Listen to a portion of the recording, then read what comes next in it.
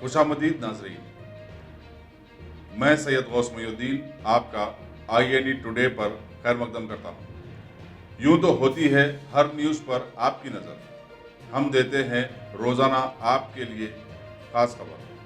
चलिए जानते हैं आज की खास खबर। लॉकडाउन की खिलाफ वर्जी करते हुए गाड़ियों पर घूमने वालों के खिलाफ एक जबरदस्त मुहिम के दौरान इंस्पेक्टर आसिफ नगर एन रविंदर ने आज 150 टू व्हीलर्स को जब्त किया। उनमें से 5 डबल सवारी भी थे।